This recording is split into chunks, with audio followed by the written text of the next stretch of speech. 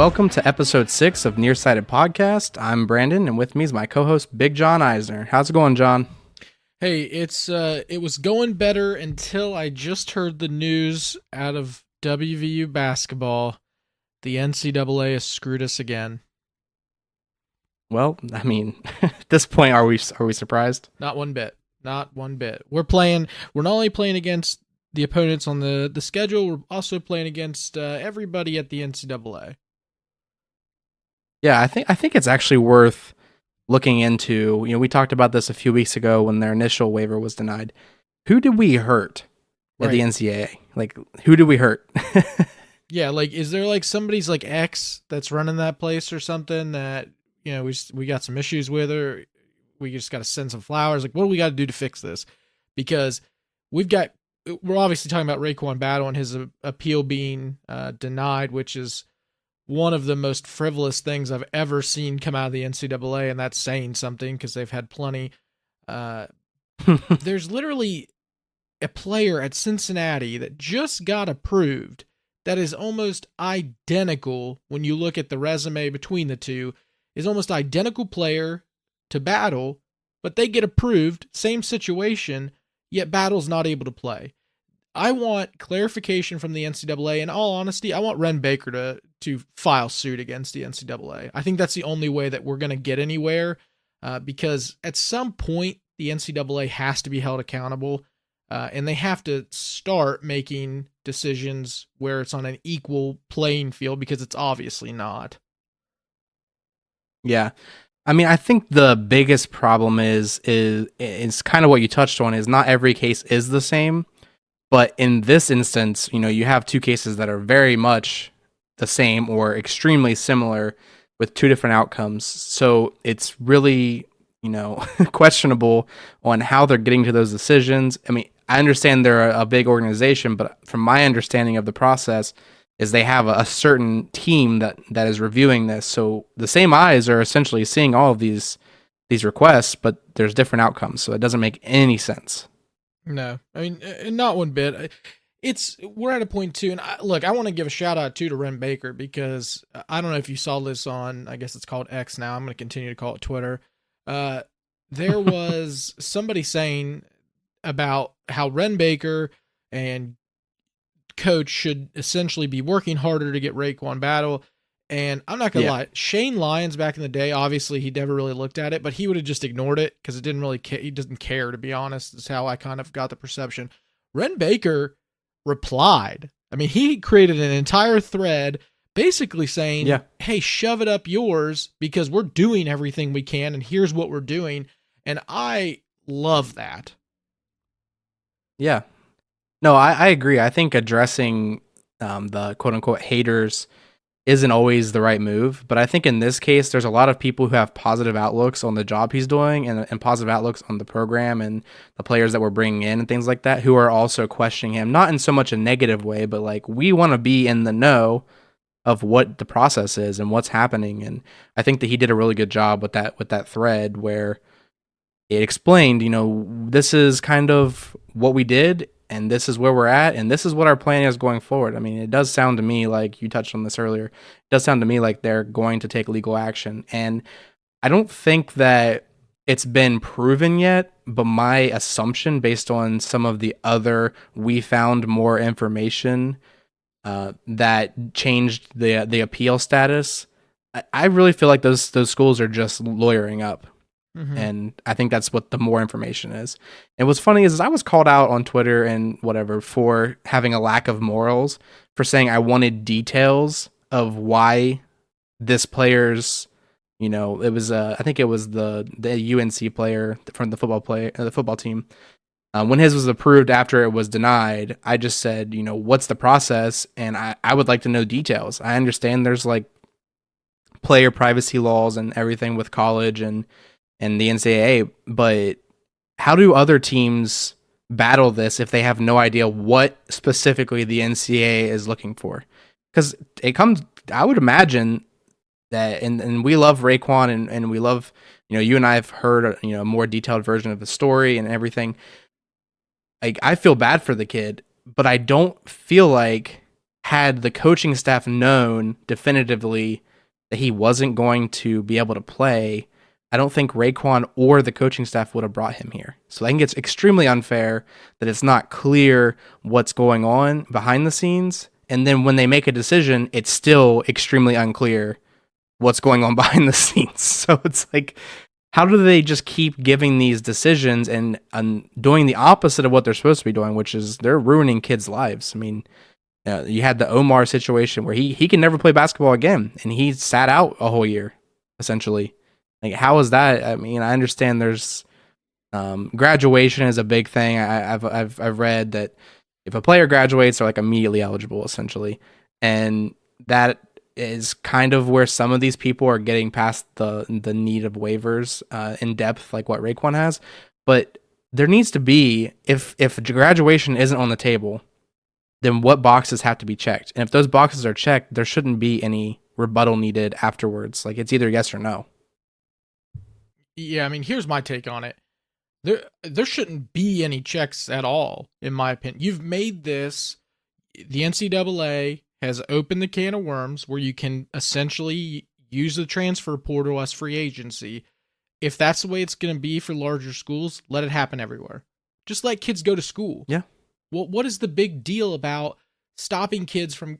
Look, Duke, North Carolina, Kentucky, they're going to have a monopoly anyway. Like, who cares? Let schools like West Virginia have a chance to get a player like RaeQuan Battle. And if we want to just focus on the current standards, the standard should be what it has always been, and that is, did the head coach at your last university leave? In RaeQuan Battle's situation, the answer is yes. His head coach left. That used to be an automatic guarantee that you could go to a new university and play immediately. It's ridiculous that this kid has got to jump through so many hoops. WVU continues to be, the little brother of all of these blue bloods, and it's getting so old. And honestly, I'm at the point where just play him. Give him a uniform, tell him get out there. What are they going to do? Strip some wins? Yeah. Who cares? Let the kid play. We're not winning a national championship this year, and that's okay. Let the kid play. Yeah. Well, I mean, in RaeQuan's situation is a unique situation too, because he does have a red shirt. So technically he still has eligibility even after this year. Yeah. So if he's not deemed immediately available, he can play next year. So, I mean, I'm with you though. Like, I think that there's going to be something more to come of this. I think he's going to eventually play this year. But honestly, if it's late in the season, is it even worth him like using his eligibility? So I mean, I don't know if it doesn't change early. I think that it's probably better for him to just sit out, which sucks, and I don't want that at all. But I mean, I think what WV needs to do is start calling some of these other universities that have consistently had this issue, and essentially compile a class action. Make the NCAA. Yeah. They are your founding organization. They're the organization that oversees you. There are guidelines, agreements. There are contractual obligations on each side. If you feel the NCAA is violating the contractual agreement, then make them prove that they're not. That's the only way that this is... Exactly. I mean, that's the only way that this is going to happen. And the way that you do that is you get multiple universities within a class action, you file it on the NCAA, and then even if the NCAA is successful in proving it, you at least then make them establish ground rules that are now set forward. So you're going to win either way. It's either the NCAA admits that they're doing things incorrectly and they're violating their own bylaws and rules, or they essentially give you all the pieces to the puzzle and say, this is actually how we're doing it. So either way, you get the information you want. Yeah, no, I totally agree. And I do think that's what's going to come down to. I think the schools that have, like I said earlier, the schools that have pushed forward and gotten overturned some of these denied waivers, I do think that it's clear that legal action is what the new information is. They just can't, they're hiding behind the player privacy stuff to not come out and be like, well, they were going to sue us, so we had to. But I agree. I think that somebody is going to get the stones to start throwing, essentially, and other schools are going to join in, and maybe it's WVU. I mean, this is rhetorical, but have we had any of these approved yet? I mean, I feel like we haven't. I don't think we have. I mean, Yeah, it is a consistent bias against schools like West Virginia. And we're at a point now where there are enough schools that have dealt with this that you finally can honestly create some type of litigation that's going to force the NCAA to start answering some of these questions.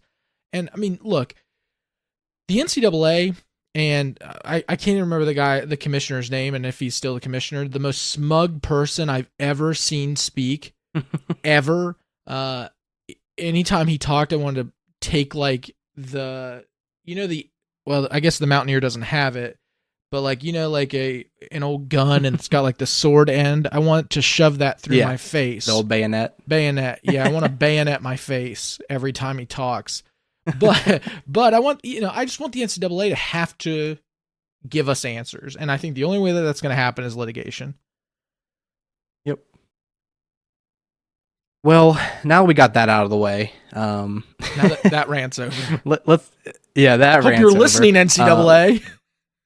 They are. I mean, I think they clearly are, because I think I foiled their plan, and maybe this is over. Sorry, West Virginia fans, but I said that we were trading Caracressa for a positive, acceptance of the RaeQuan waiver, and I think they heard because they listened to our podcast, and now we don't have RaeQuan anymore. But on to some positive news. John, how did you feel about this weekend? I liked it. I loved every second. Well, I can't say I loved every second of it, but I liked the majority of the game. It felt like the first time where we've had the closest to a complete game, right? Like, I'd say three quarters complete. Fourth quarter was a little but 3 quarters complete. Yeah, we had some new bodies into and stuff too. Yeah, exactly. I mean, really, the defense was only the I don't count like the last 7 minutes, but even the beginning of the fourth was a little iffy. Maybe I think guys just got tired too, and you're up so much, so you're kind of just like, screw it, we're gonna win. But yeah, I mean, 42-21, and that honestly does not tell the whole story. No, I mean, we let them score. I mean, they scored on a trick play, and when they were down 42-7. So that's number one. There was a couple times where we'll talk about later with the defense recap, but a couple times where we could have had interceptions that almost certainly would have went to the house if the guy lands on his feet. Yeah, and beyond that, we had 2 more opportunities to score in the red zone. One being the end of the game when we just kneeled. Neil being a classy guy, doesn't run up the score, even though they called 3 timeouts when they're down 21 points. I hate that. And we're running the clock out. If they call a timeout, run a play. Yeah, that's what I said. I said score. That's like, I didn't like what happened with Penn State to us, but in their defense, we called a timeout, and that's free game. In my opinion. Like, my position on it is, I don't understand why we have like the whole, oh man, I can't believe they scored again. Of course they scored again. You like, if you suck, like it's on you. Like, get better and stop them. Like, that's how I felt at Penn State, right? We played a terrible game, and to be honest, the last score that they had was extremely easy. It was like they were playing a practice squad. Yeah. So you know what? With their backups too. Right. If you don't want people to score, stop them. That's the game. Yeah, I mean, I think Neil essentially even said that too when that situation happened, but yeah. So I mean, there's easily another 14 points on the board, and I think that we probably gave away 14. Yep. But yeah. So overall, though, obviously everybody knows, if you watched the game, you saw what happened with the 2-headed monster in the backfield. We've got Garrett Green and Jaheim White. Garrett went 12 for 19, 1 touchdown in the air, 210 yards, 1 interception, which that was, I feel like, again, kind of what you touched on. He was just like, screw it, Yeah. I've made all the plays. I'm going to try and make this one. And he tried to force a play, and we were up, and it didn't super matter. But so he had an interception. Then he had 11 rushes for 154 yards and 3 rushing touchdowns. So he joins Pat again, Mm-hmm. and another statistic of being one of the only quarterbacks next to Pat White that's ever had a 200-yard passing and 150-yard rushing Yeah, it's game. only That those is two. wild. It's only those two in WVU history. Yeah, that's and actually I don't I have to look into this to be certain, but I think the statistic was actually 200 yards in the air, 130 yards of rushing. So he got 24 on the stat before there's another person, I Okay. think. I thought Pat White But had a 200 150 game. yeah, no, I think Pat did. I'm saying the stat that everyone's talking about is he's the only quarterback other than Pat White to Oh, go got over it.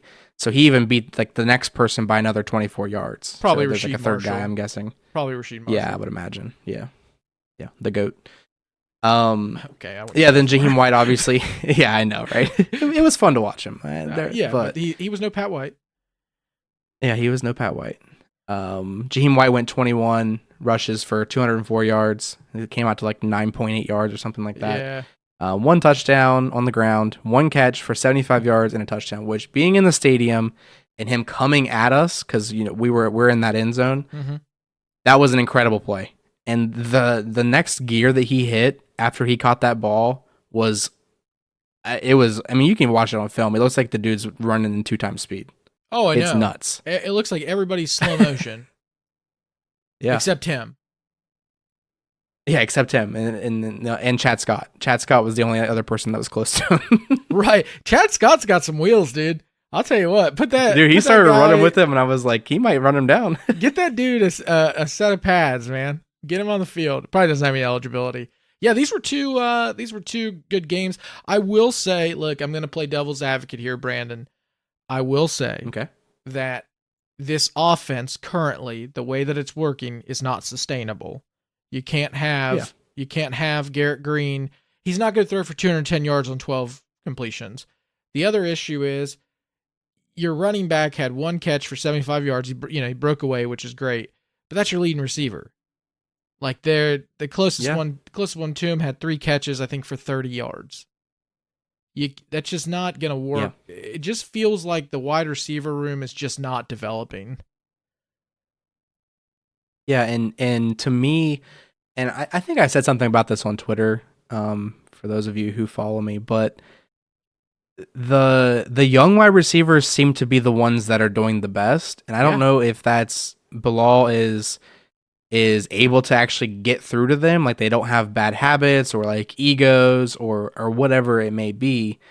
But why it's the youngest guys that seem to be the most productive right now, and maybe it's even like an effort thing. Like we kind of talked last week about Devin Carter not really finishing plays, and this week it kind of happened again. I mean, he ended up having like 1 or 2 catches maybe, and the plays that he was targeted, it's like he wasn't finishing the route strong, and so he was a little out of place. And maybe Garrett is, obviously he's not perfect, and maybe the ball's a little bit in front of him. But whenever you don't leave your feet and the ball's in front of you, like at arm's reach essentially, like you can still do something if you're not leaving your feet or trying to like make a play on the ball. It's just like he was like, oh, it's too far away, I can't get it. Yeah, I mean, I think if that's good. Rodney or he could be good. No, definitely. No, he's definitely good. His stats in his previous school like show he's good. There's just something isn't clicking, and I know they moved him around and everything else, but yeah, I don't know. I just think that if you throw that ball to Traylon Ray or to Rodney, which Rodney doesn't even get a lot of downfield throws, someone's diving for that ball or jumping or trying to get there. It just seems like Devin, it touches his hands. He's like, it's out of reach. I'm done. Yeah.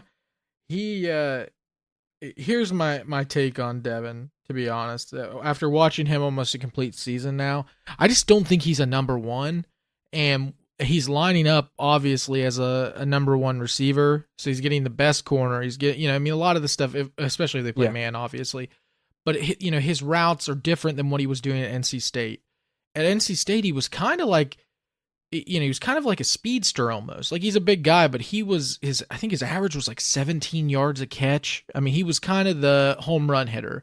And we haven't asked him to do that. We've kind of asked him to play across the field, middle of the field, kind of like a back slant, stuff like that, even a fade route. And Yeah.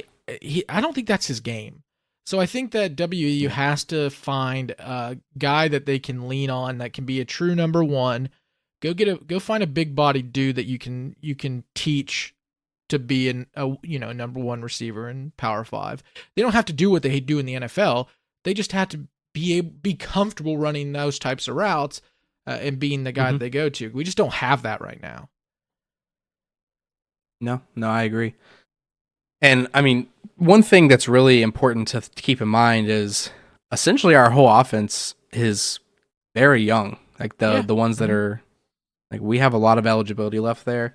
So obviously the off season is going to be about retaining those players. You have to. Neil touched on this last year. It's like December, the first week of December when the transfer portal is about to open, is re-recruiting your team, Yeah. which is absurd to me. But I mean, again, like you said earlier, they're moving to more of like a professional free agency model. So you have to do that kind of stuff. You have to negotiate contracts and whatever. With it, obviously, with football and college, it's more NIL and promising deals and things like that. But yeah, I mean, it.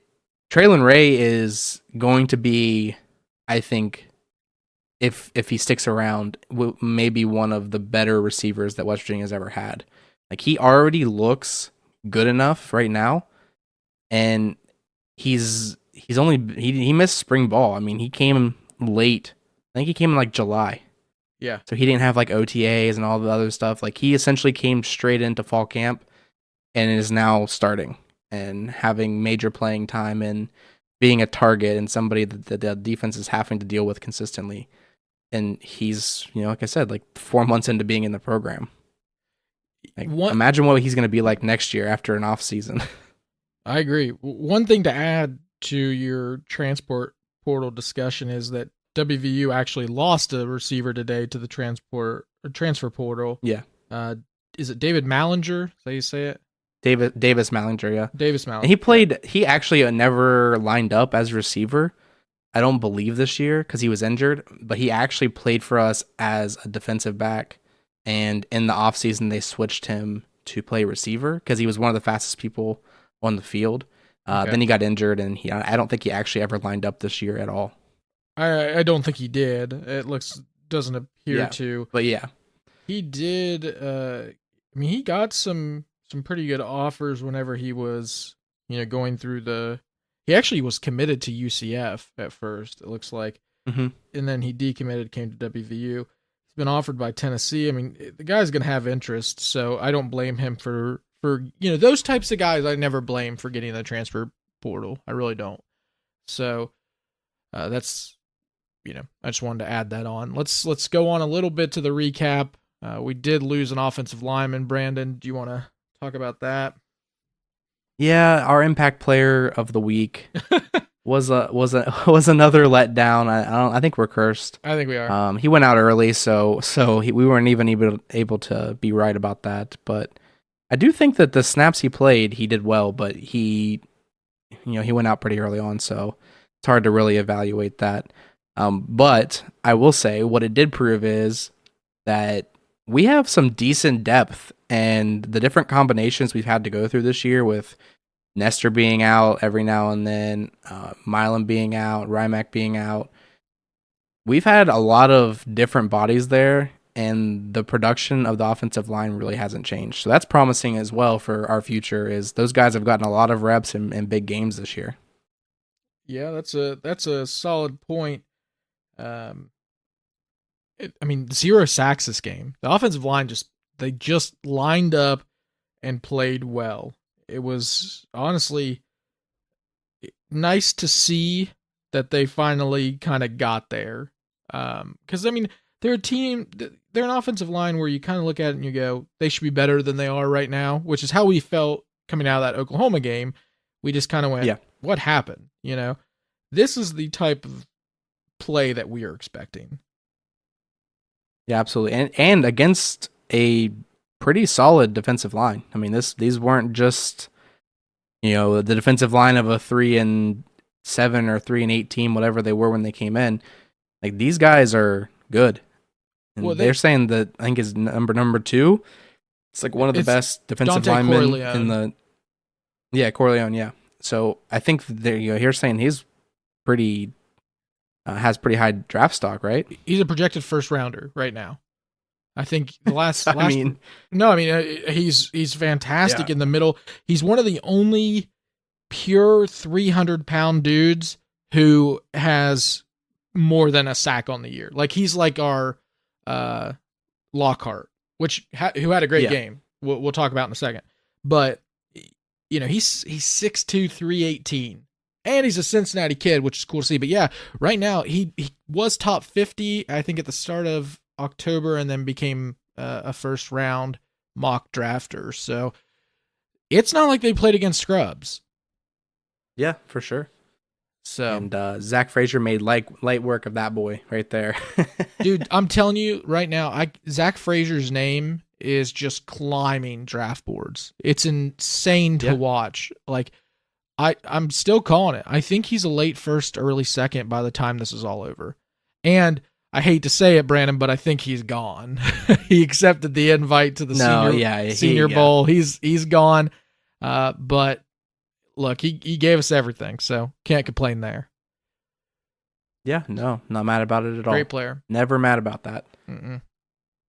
Let's move on to the defense. I'll go ahead and introduce this guy. I've talked about him a couple of times. He's my boy, Lee Koba. 10 tackles and a sack. Yep. He had a day. And what a day to have. This is his last game in Morgantown, and he decided to show out. Yeah.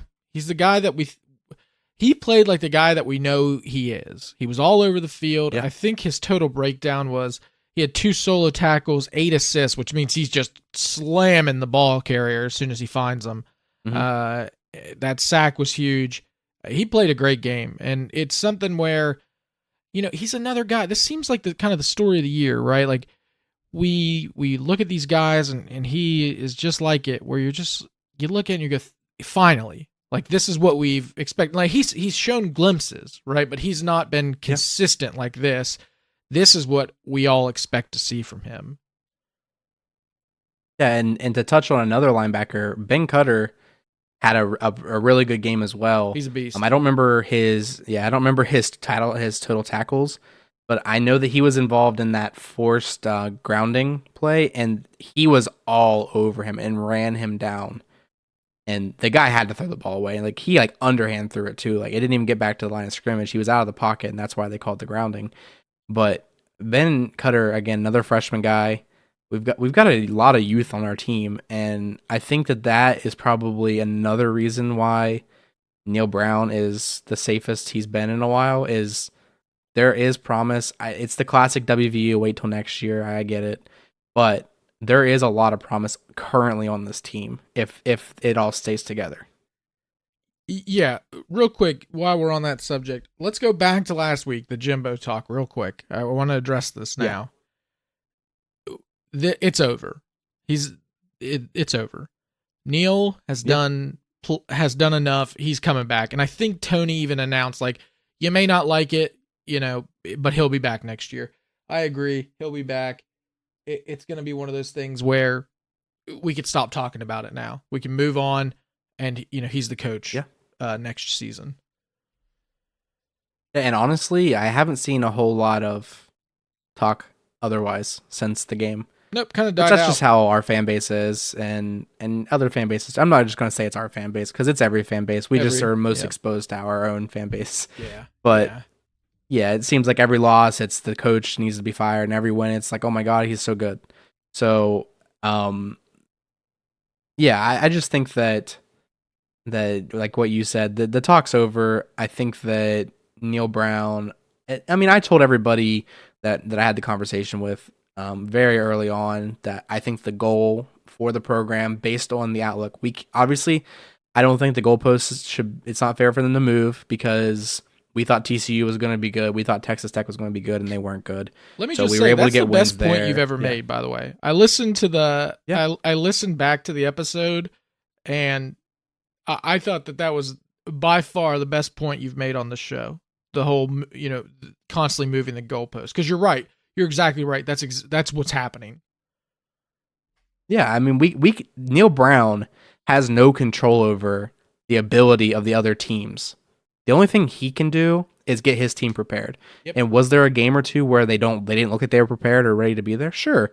But every year, teams have that happen. There's ebbs up, even at Alabama and LSU and Georgia.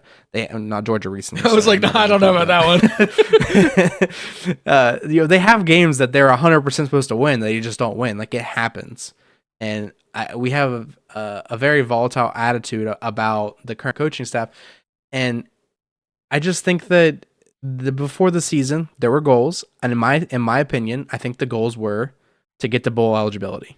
Yep. And I think he did that. And we still have an 8th win on the board potentially, and then a bowl game, potentially a 9th win, which will make him one of I think 1 in 3 seasons ever in the Big 12 that we've had 9 wins or 8 wins.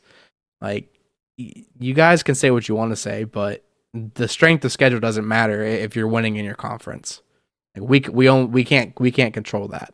So, I think I'm with you though. I think the coach talks over. Even if he lays an egg at Baylor, I think that he's safe at this point. Yep. But I don't think he's gonna lay an egg at Baylor. He has proven the last 2 years, I believe, that his teams have finished strong. Yep. I don't see it being a problem. I agree. Let's finish up the last game. So, 2 quick things to note. One of them, obviously, the defensive line finally got penetration. I mean, there was a ton of pressures, finally got home. Mike Lockhart, shout out to him. We didn't pick him to be the impact player this week. We had picked him in the past, and he put up a dud that week, at least stat-wise. We can make arguments here or there. Stat-wise, this game had a great game. I think he had 2 tackles, a sack, and you could tell the entire time that the interior offensive line they couldn't handle him. And so that was great. They were tormenting him. That was for sure. That was great to see. A couple negatives. One of them is no turnovers. There's no turnovers against a team that honestly loves to gift wrap turnovers to the other team. And it felt like you talked about it. I'm going to pull a line from last week. Yeah, go ahead. I'm going to pull a line from last week. They were deemed turnover machines. Oh, that's right. Emory Jones. That is right. They were. But yeah, so that was definitely a bummer, and there were a couple opportunities, which I think you're about to touch on, where we talked about earlier, the interceptions, our potential interceptions. We just have to catch those, and we're leading the nation in the ball hawk rate, which again is really great because that means that the pass is not being completed. But the negative side is that we have to start making some of those catches. Well, I mean, that's the reason they play defensive back. Because if they could catch, they played wide receiver. True. That's what coaches always say. Last negative that I want to point out in that game, in terms of defense, they allowed Henderson, who's the wide receiver 1 there. He dominated at times. I mean, 6 catches, 104. Jones was fine at quarterback, but he doesn't have an arm. I feel like the soft zone defense is still just such a crippling thing for us, and Henderson is good enough. Like, he's one of those receivers that we talked about, like Stoops, who just knows how to beat those zones. That goes through, finds the weak spot, sits there, waits for a pass. Yeah, and the other thing to note is that they didn't play Jones the whole time. They were actually playing 2 quarterbacks. I couldn't believe it. I hadn't really noticed in past games. But, I mean, Emory Jones did lead, the quarterback room with yards. I mean, he was at 166. But they started the other kid. 14 completions. They started the other Yeah, but they kid. started Lichtenberg, I think is his name, yeah. Yeah, Oppenheimen, whatever. Still haven't seen that. Anyway, it was really weird. It was like, I think I even messaged you, not the guy we talked about. That was the message I sent you. This is not the turnover machine. Yeah, this ain't him. But then he came in the second drive and said, there's the turnover machine. You're back. Okay, there he is. I don't know, just not tie your shoe or something. Let's talk about special teams, because if not, Tim Lindsay will kill us. Special teams. Missed a field goal, man. Missed a field goal. Yeah, that's 2 weeks in a row. Yeah. I'm not sure. I don't know enough about it. I'd probably have to ask Tim. I know he's listening, so I'm sure he'll text me after. But I don't know if it's a bad snap, it's a bad hole, what it is. But one last week was like it like hooked, which I believe would be a lace situation where the ball's not turned correctly. This week it was just dead right. Yeah, I don't know. I think he whipped it. I mean, looking back at the play this week, it just seemed like he was. It just looked like he was trying to kind of force it. Maybe just wasn't comfortable. I don't know. The snap and the hold seemed fine, but obviously we're not professionals, so I'll be interested to hear from Tim on that. Didn't play bad, just didn't play great on special teams. We didn't have anything extraordinary happen. Didn't really put us in positions that we, are here to talk about. You did have one note. What's that note? This was the first touchback punt. Yeah, touchback punt of the year. Okay. Which is crazy. Yeah. We only punted, I think, maybe 2 times, 3 times. But Oliver Straw has been really solid at keeping the punts short enough to not go in touchback, so you keep them inside the 20. Mm-hmm. And he had an opportunity here, and he just cooked it. And so he finally got his one touchback punt of the year. It was a boom. It was like a 40-some yard, 50-yard punt maybe. But yeah. And by the way, we touched on their special teams last week, kind of as a little added note about their kicker. And that dude had like a 65-yard punt. I don't know if anybody was paying attention to that. I mean, he kicked out of off their 15 was like where his feet were. And he kicked it like back to like the 25 or something like that. I remember when he kicked it, I was like, he literally just kicked out of the stadium. How many points is that? It's on the helipad. I know all the rules to this game, but how many points does he get for kicking it out of the literal stadium? Call the NCAA. I need a ruling. It'll be against West Virginia, but yeah, give us 4 months and we'll let you know that it's denied. They'll call and be like, you know what? It's actually 22 points. That's what he gets. So they win 43-42. Yeah. So also, you're no longer bowl eligible. Yeah, thanks for playing. All right, let's move on. Let's move on to, honestly, one of my favorite games of the year, usually every year. This year, I'm not as excited. I always love the WVU Baylor matchup. I think it's just one of those matchups, like, I just expect fireworks every time. I want 80-point games, like, from both offenses. I don't think we're getting that this year, obviously. Like the old 70-66 game. I was there for that. Oh, I know, man. Back in like 2014 or something. That's the one time I thought for sure my car was going to be flipped over by the time I got out. Because that was the game, if you remember, the next game they started putting out shirts that said respectful Mountaineer, like be a respectful Mountaineer. Oh, yeah. So absolutely. That was that game. Shirts. Yeah. I threw it on the field. We have plenty. That's a story I'll tell you offline, or my wife will kill me. All right, so let's look at the preview real quick on Baylor. One thing to note, Brandon, we made a joke about BYU and having like players into their 50s and having a pension and everything. Baylor just doesn't recruit their own players. They're a team filled with transfers, man. Like all of their top players are transfers, which is, I mean, more power to them. We lived off that in basketball for a really long time. We're living off it right now. Yeah. But it is transfer city at Baylor. Incredible. We'll get into some of the transfers. They also lost some of their good players too, which I think is probably majority of that is probably trying to replace bodies they're losing. Oh, 100%. They haven't had a lot of success the last few years. So, and when they did, they kind of got let down there at the end anyways.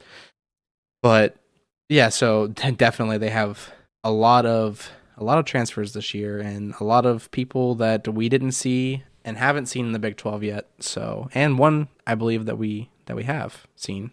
But yeah, go ahead. So let's go over their offense real quick. Like every Big 12 team, I don't even know why I talk about what the offense actually is, because it's the same thing every time. Spread with pistol. That's literally my note. Spread with pistol, because that's literally what everybody runs anymore. I even put LOO after, because I knew I was so annoyed by this. I was So supposed to laugh there. That was my cue. yeah, could you please read the cues from now on? Uh, Yeah, yeah, next line. John is funny. Big 12 team.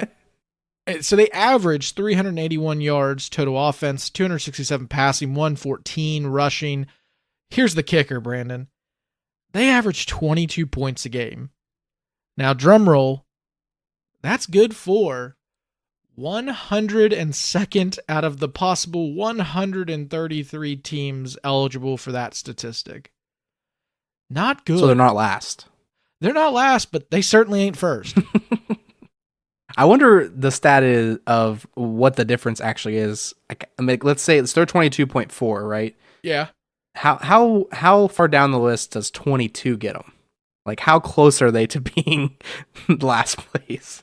That is a great question. Let's take a look. NCAA offense rankings. Now I need to know, because if it's like a point, I'm gonna be pretty upset. All right. Well, while I find that, we'll talk about some other things. Actually, I already found it. I'm very good. The last. That's why we need to hire that researcher. Nah, no need. I'm crushing it. Do you want to take a guess? And I'll give you a hint. This team is within the tri-state area of West Virginia. Okay. And they average 13.5 points. Okay. So In the tri-state area. So by that area, I'm talking Ohio, Kentucky, West Virginia. We'll just limit it to those three. It's one of those states. Ohio, Kentucky, West Virginia. I don't think you're getting this. And if you do, I will be certainly impressed. Miami of Ohio. No, honestly, you are not that far off, though. Kent State. Okay, all right. 13.5.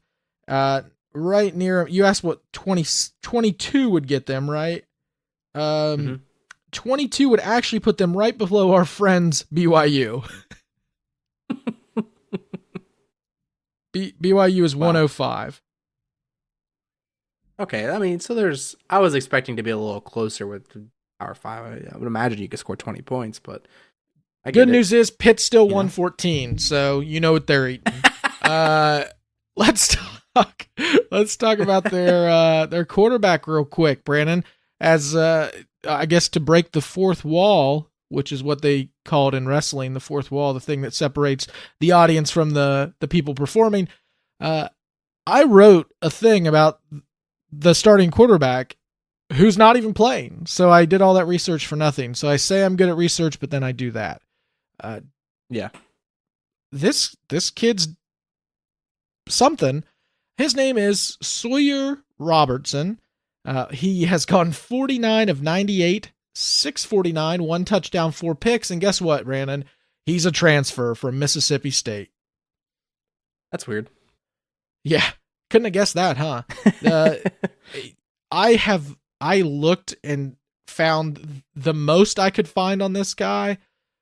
He is as bland can be. Like, he's just kind of a game managing quarterback. That's what it seems like. Who, again, we need to get like a stamp noise like that goes in this show where it just says, where you hear the stamp of approval, because this dude's a turnover machine. So Mr. Robertson is also going to be part of the cog that moves that machine. That is the transfer or the turnover machine. That's him. 4 picks on 49 completions ain't great. Yeah, I know. Usually having that 4-to-1 ratio is good. It's just flipped for him. Yeah. He's got 1 touchdown to 4 interceptions. Yeah, and that's usually like 16 touchdowns to 4 picks, not this low. To be fair, the kid hadn't played very much, but when he hasn't been good. So he does not scare me at the quarterback position. I was much more worried about the other kid, but he has a head injury and is extremely doubtful to play. Yeah. And I think he's mobile too, which this guy is probably not. He with had those stats. So he had 3 touchdowns on the ground, I believe, already. Ran the ball already like 30 times, like the other quarterback. So Yeah. much more mobile than this kid. So that takes a huge aspect of their game out. Yeah. But also, I touched on this earlier, someone that we are somewhat familiar with, their running back, who, drumroll please, it's a transfer. From where? Transferred from Oklahoma State. How'd they get Ollie Gordon during the middle of the year? Yeah, they renamed him Dominic Richardson. It's crazy. Damn, we're screwed. No, he's only averaging 4.3 yards per carry. Okay. So he's more of a threat in the air, probably. He's got 20 catches so far. But yeah, they also have another guy that runs a little bit. He's got 5 touchdowns on the ground, Dawson Pendergrass. I think I'm saying that right. You are. But he's a big boy. Like, he's bigger than in the air. Richardson. Yeah, he's a wide receiver though, right? No, he's a running back. He is a running back. He's a running. Okay. Yeah, Pendergrass is a running back. He's just right below Richardson, but he's a change of pace back. This is kind of a similar backfield to ours, except nowhere near as talented. We averaged twice as many yards. Is that nice to say? Like, hey, this is like the Wish.com version of our backfield. Yeah, it's not mean if it's true, right? Not That's a sponsor. What I've always said. Wish.com, not a sponsor. Not a sponsor. Not a sponsor. So Temu, on the other hand, still not. We're not trying to steal your identity. All right, let's move down the list a little bit to these wide receivers. Now, there is one guy on this offense that is scary, Brandon, and he's massive. I'm not going to lie to you. Coming in at 5'9", 165 pounds, this dude reminds me of Tavon. Not as good, but reminds me of Tavon. Monterey, I hope I'm saying that right, Baldwin, 38 catches, 623 yards, 4 touchdowns. This is the home run hitter. This is the guy that if we play zone and don't pay attention, he's going to get behind our zone. Yeah, that's going to be the... But the flip side is if Anthony Wilson gets a hold of this guy, he might actually not play ever again. So 165 pounds isn't a whole lot when you got Anthony Wilson running at you. I would not want Anthony Wilson hitting me, and I am significantly bigger than Mr. Baldwin. So I'm not saying much. I'm sure Mr. Baldwin is much stronger than I am, but still would not want to be hit by him, especially I'm 5'9", 165. But this dude, he's their clear-cut number one. He's the guy that if you shut him down, it's going to be difficult for them to move the ball. They have another guy, Ketron Jackson. He went to Arkansas first, another transfer, 25 catches, 401 yards. But here's the guy. Look, I had to do a double take when I saw this guy, Brandon. He is phenomenal, and no one's talking about him. So it's gonna be my player to watch on their team. Drake Dabney. This guy is 6'5", 252 pounds of pure tight end. 31 catches, 529 yards, 5 touchdowns. The last 3 games, he's had 4 catches with 75 yards in each game. This is a guy that can change the game quickly. I don't know who they're going to match up on him. Maybe Lee, maybe Cutter, but it's going to have to be one of those guys, and they're going to have to be on him extremely close because he can change this game quick. Yeah. Yeah, I mean, anytime you have a big body like that who actually has ball skills that can catch and he can catch on routes, that's a lot. That's a big boy. 252. That's a lot. Yeah, when he runs, you ain't missing him. I mean, you're gonna miss the tackle, but you ain't missing him in terms of seeing him because he's just a gigantic dude. Dude definitely has NFL written all over him. But in all honesty, Baylor's offense is probably the most tight end. I won't say centric because I don't think any of them are, but they're really the ones that portray they like to focus on strong side, weak side ball. You don't see that a lot in the Big 12 right now because it's mostly spread. But I mean, I've even seen them play 2 tight end, on the strong side. So this is something that they do. So don't be alarmed if they go jumbo a couple times out of that pistol, because it seems like that's something they like to do, especially play action to the tight end. Yeah, I mean, again, we have our own pretty solid tight end in Cole Taylor, but this guy's numbers are Yeah, are real good. So This- he's going to be a he's problem for legit. us. He's legit. Yeah. All right, well, let's move on to the defense. Some stats for the defense. They are allowing a whopping 33 points per game. Yep. And giving up 170 plus yards on the ground. I don't want to jinx anything.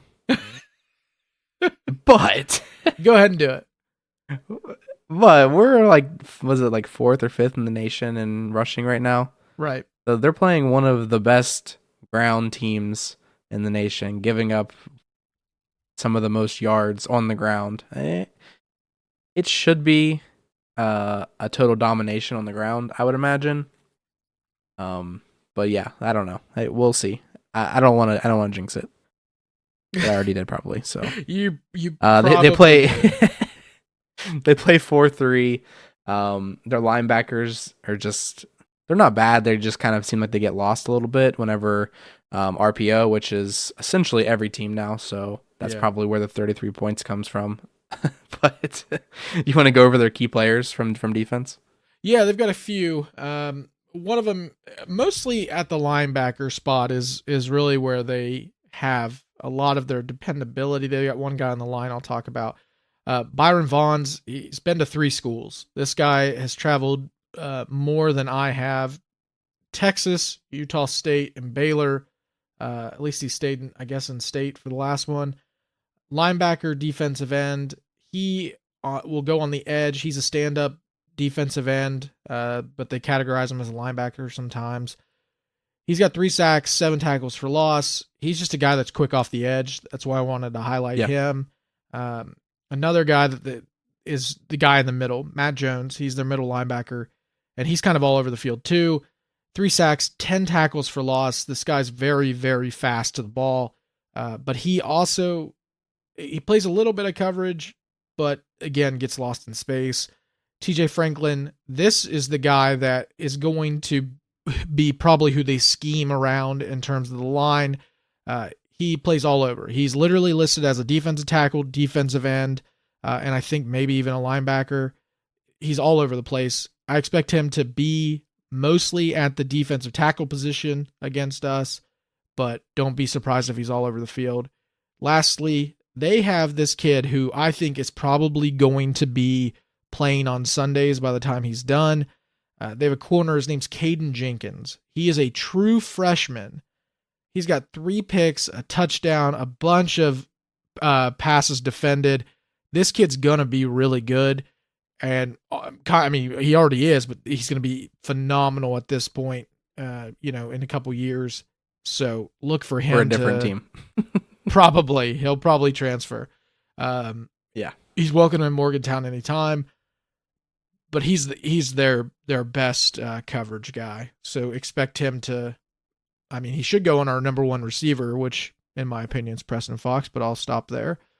So, do you ever have any like descriptive sentences or words that you would use to describe him? Describe who? Preston Fox. Preston Fox. Really good. Solid. Best hands. Overall best. Hardest working Mountaineer. Hardest worker. The guy who he is the guy who gets it done when no one else wants to. He's the guy, the dude that has to clean up the stadium like after the game. Yeah. That's Preston Fox for this team. He's got to clean everything up. He's got to clean everything up. He's got to be Garrett Green's guy, and then he's got to take care of it. So that Preston Fox still the man, even though he had, I think, 3 catches, 30 yards. But you can't catch, passes that aren't thrown to you. Special teams. This has got Tim Lindsay written all over it, but he's not with us. So Brandon, you want to cover special teams real quick? Yeah, they've got. I mean, again, it's pretty solid as far as college goes, but the punter averages 43 yards. Mm-hmm. That's pretty good. Pretty good. And they have a good kicker. I don't think he's in the opportunities that he's been given hasn't missed a whole lot this year. But yeah, I mean, other than that, there's nothing super impressive or that stands out per se about the special teams. Do you have any other notes No, about that? honestly, their special teams is just kind of middle of the road. Their kickers missed, Yeah. I think, 3 extra points and 5 kicks. I think he's 17 for 22 on kicks, but he's just a college kicker. He's not something that I need to go on and on about. Special teams, I don't think is a huge advantage either way in this game. Oh, any other notes about the matchup? No, I don't think so. I think we've covered everything. Well, that brings us to our second favorite segment of the podcast. What's our first? Oh And yeah, that I is know our our first. we've got a name for it. Don't worry. Oh boy. Second favorite is Impact Player of the Week, and I want to preface here real quick. I want to say that we aren't right every week, and we aren't wrong every week. True. But I do think that we're just a little above. We're a little bit above a little before our time is the word I was looking for. I just kept repeating myself. We're a little before our time on these. We picked Mike Lockhart a couple games later, has a really good game. Pick Preston Fox a couple games later, has a really good game. Pick Cole Taylor a couple games later, really good game. And if you remember, John, we picked Jaheim White. And this was probably, 3 games ago? Probably. And then all of a sudden, what came of it? I mean, he He had a pretty good game. But I will say, look, I wish we are not hard workers. Like, we're not going to go back and cut stuff in. That's just not what we're going to do. But I wish we could cut in where I said, and you agreed, Jaheim White should be the lead back and CJ should be the change of pace guy. And I still feel that way. I mean, I think that that's the best way that this offense runs, and it's not a slight towards CJ. It's not. He's still going to get plenty of carries. It's just that Jaheim White's he's just a playmaker, dude. And you could still line CJ up. Like, if you put CJ in the slot a few times, let him run a little slant route, that's fine. The dude's got hands. Let him catch the ball. So, yeah, absolutely. We get it right sometimes. But yeah, you're right on the impact player. We tend to pick the impact player a couple weeks early. And that's all right because we're right eventually. We knew this guy was going to be impactful. Do you know what happens in a couple games? Bowl game. So you're welcome, Beanie Bishop, on that 3 interception bowl game. Yeah, so without further ado, Beanie Bishop will be our impact player. We didn't even announce it. I gave it away. Yeah, you ruined it. I will say, though, I think that not to bandwagon, because like John said, we've been talking about this guy for a while. Jaheim White, I think, deserves an honorable mention here because the run game is going to be a big part of how we're going to win this weekend. And I think that that's going to start with Jaheim White. So honorable mention, just because we don't want to bandwagon on the guy who just had a record, probably his best game he'll ever have. At hopefully not. Have a better one. Oh yeah. Hopefully not. Have a day. As long as he's in the old gold and blue. Have a day. That's right. Have a day. Just as long as you're in WVU. Beanie Bishop. We talked about the one guy on Baylor's offense who can probably do some damage, and that's Monterey Baldwin. Obviously, except the tight end, but Beanie's not going to be on him. I think Bishop and Baldwin are going to be the matchup to watch. I think Bishop is probably going to be moving with Baldwin more than we've seen him do with other wide receivers. So just look for that matchup. I've got that circled. I think that that's going to be really good. Baldwin, again, 5'9", 165, is just speed. That's all you can say about him. It's just speed. Beanie's going to have to be on his game, but he's the guy the only guy, in all honesty, that I trust to go one-on-one with him. Yeah, no, totally agree. I think that's definitely going to be the biggest impact one player is going to have as far as stopping the other team or making the game have a different outcome. Beanie Bishop versus their wide receiver threats. Yep. Anything else? Last thing to add that we forgot to mention, well, two things. One, whoever's listening, if you made it this far, it means you at least kind of like this show. Go follow all of our social media. You can go to Twitter/X, Facebook. We're on everything, and go review us on wherever you listen to podcasts. It helps us reach new people. So I wanted to make sure that we got that in as a quick, cheap plug. Last thing too, the guy that we have to also give credit to, which I have been historically hard on this year, is Burks. We forgot to mention him in the Cincinnati game. He showed up. He showed up. That guy finally closed in on ball carriers. Anytime a receiver in front of him caught the ball, he was there. That guy was on one. So good for him. He played the game that I expect him to always play because he's that good. So I want to see it again. I want to see it on a consistent basis. Yeah, especially if I understand that his plans are he wants to go forward and get into the NFL and things like that. So it's definitely he needs to show the consistency. We're gonna give him a pass because the injury. I mean, it's a scary thing, dude. You go down with a potential neck, spine type injury where you're temporarily can't feel or move. Like that's crazy. That's scary. So yeah, we have to give him a little bit of a pass on that stretch where he was kind of wishy-washy, but. The last couple of games, I think that he's really started to come back into what we thought he was going to be, and but yeah. So, with that being said, we'll wrap that part of the show up and go into our favorite part of the podcast. And this week we're going to be calling it the Shady Spreads with Big John. And the reason I call it that is because I'm looking at these spreads, and they all look like traps. They really, really are. Any idea how we did last week? I think I don't remember after the late games. I was almost spot on, I think. Okay. I'm just going to tell our listeners. Brandon says this every week, and I don't fact check him, so I'm just going to believe it. But if he's lying, you tell me. He says every week that he's just 6 for 6 every time. Yeah. He's incredible. I think I was, you would think he'd be you would think he'd be a millionaire by now, running all these stacked parlays.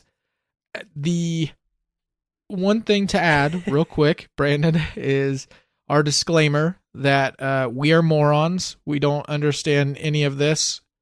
We are taking guesses based off of whatever we feel that day, based off whatever we ate that day, based off how work went. So please don't follow these unless you're okay with losing whatever you put up. So not claiming to be an expert by any means, and you should probably avoid all our picks. Yeah, especially this week, because like I said, these are some of the sketchiest, shadiest spreads that I've seen this year. And like John said, I've been really good so far. So yeah, Texas Tech. Yeah. Even except the one time I did check him, he was wrong on one, and I just got lazy and I won't check anymore. So I believe him. Exactly. He probably went 7 for 7 last week. 7 for 7. All right, first game we've got is actually going to be a Friday game, which we haven't had for a few weeks. Going to be a game to watch too. I think that this could get interesting, but most likely the favorite team here, we've got Texas Tech versus Texas. Texas is favored 12.5 points in Texas. Oh. The reason I think this is kind of a sketchy game is this just seems like trap written all over it. Because Texas is essentially locked up their chance in the Big 12. They're going to the conference championship. I think it's statistically impossible. If they lose this game, they still go. And I think that Texas Tech is just still looking for an identity. And what better way to find an identity than to beat Texas in Texas the final year Texas is in the Big 12? So, John, take it away. Ooh, that's a good point. Hey, real quick, off topic, but I just wanted to update you because I was sitting here looking at it just happened to come up on Ethan Bach's Twitter/X. Somebody had tweeted, "Have we ever won an appeal?" And I didn't even think about this. Gabe, we won Gabe's appeal. Okay, fair. So Solid appeal. we've at least gotten one. So anyway, we've lost the 99 others. So shady spreads with Big John. We're starting here with Texas Tech versus Texas. I am going to go. I have to take Texas minus 12 and a half. I just don't trust Texas Tech. It's in Texas. It's on a Friday. So you know that McConaughey is just going to be on one. And usually when he's on one, they're on one. So Texas minus 12 and a half. I have actually no real reason to pick that, but I'm just going with it. Yeah, I'm going with the upset here. I think that Texas Tech, while they may not win the game, I just don't think they Okay, lose then by you're two not going touchdowns. really with the upset. You're taking the points. Yeah, I'm taking the points, but I'm Okay. saying that Texas Tech beats the spread here. Right, that's not really an upset. I mean, it's going to be upsetting to Texas. No, because they're going to win. They don't care. Whoa, you don't know You that. know what? That's a great idea. Someone get the CFP committee on the phone. I think that's how we should do it. Tiebreaker goes to the spread. How many times they've lost against the spread this year? That's a great idea. Great idea, John. All right. Let's go on to the next game, Brandon. Yeah, we've got TCU versus Oklahoma. Oklahoma is a 9.5-point favorite. They're in Oklahoma. Okay.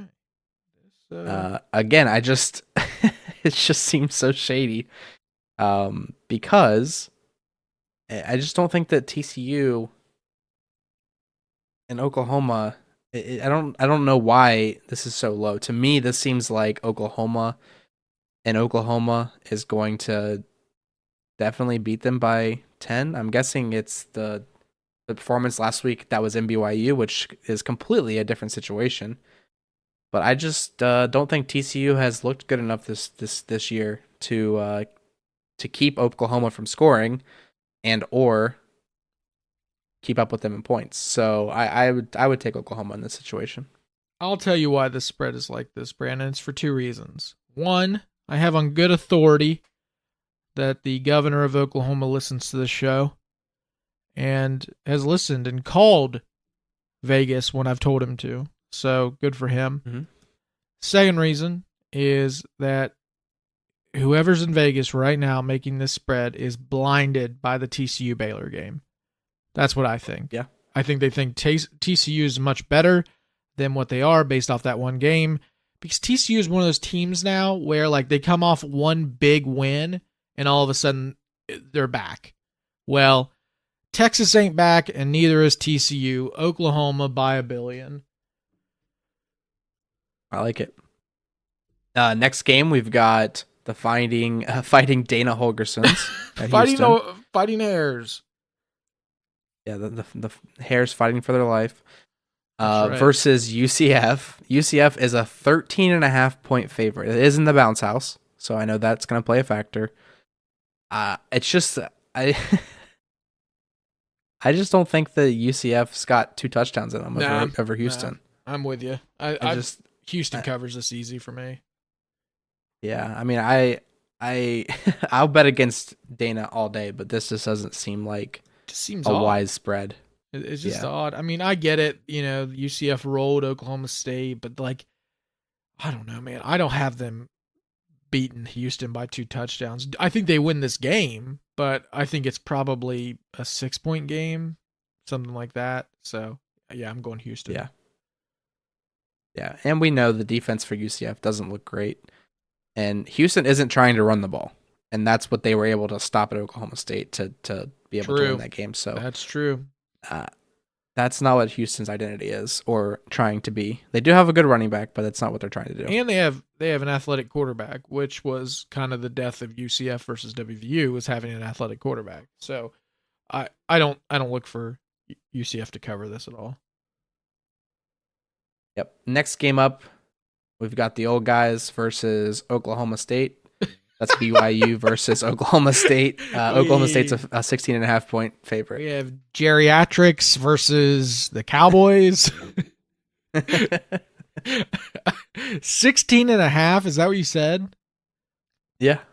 Golly. I want to say that I don't believe it, but I think Oklahoma absolutely crushes BYU, based off the fact that WVU dismantled BYU. Oklahoma State is a very good team when they want to be. They're at home, which I think gives them obviously a bigger advantage. I would really like to know, in all honesty, and I'm going to have to look this up, Brandon, because I think it really is the deciding factor for me. So give me 1 second, and I'll tell you who I am picking. Oh, I am going Oklahoma State by a bajillion. And the reason, it's a noon game, right? The reason being is that it's a 3:30 game, and that is nap time. So Oklahoma State, man, BYU, I like you. I think you're great people, right? But I have to make fun of you at some point, and I have to make fun of every team, and I have to do it. Unlike the NCAA, I am fair about these things. So Oklahoma State by a billion because, they're not getting their nap. I'm going to play devil's advocate here, and I'm going to say they're going to be really upset that they have to wake up for their nap and haven't had their dinner just yet. And I'm going to say BYU covers the spread. Okay. I think you're wrong. I think that they looked pretty good last week, but I think that's super wrong. Because, and here's my other reason. I don't think Oklahoma State's letting them become bowl eligible. I think that that's going to put it on them too. I think that that's going to be a huge thing for Mike Gundy to focus on. That seems like a Mike Gundy thing. Yeah, I would say, I don't know. Every time I've listened to Mike Gundy talk, it seems like he doesn't even watch the other team play football. So, right, but I think somebody's probably going to tell him the record. Somebody's probably going to tell him. Also, can we just, real quick, talk about how we called BYU the most fraudulent 5-game winner? They haven't won a game since, so guess we were kind of right there. No, dude, no. Although our friend thinks that they should be national champions. They're about to win this game. Our friend thinks that they should be national champions, is what I heard. That's actually what he told me one time. Yeah, he actually, from what I heard, he told me that BYU should be national champions and Zach Wilson is the best quarterback in the NFL. That's exactly what he told me. I was there. Yeah. I heard it. Yeah. Actually, the direct quote was, "They're not that bad." Yeah, I remember. Yeah, they're not that bad, and they should probably be champions and stuff. That's exactly what he said. That's a direct quote. All right, next game we've got Kansas 6.5-point favorite over Cincinnati in Cincinnati. John, don't let your friends in Cincinnati down here. I let them down last week. Hey, wait a second. Hold on. You couldn't have been right. Second. You couldn't have been right, pal. Why is that? Didn't you say? No, that was the week before. Week before, yeah. Yeah. Hold on a second. I'm getting a call. Yeah. Hello? Hello?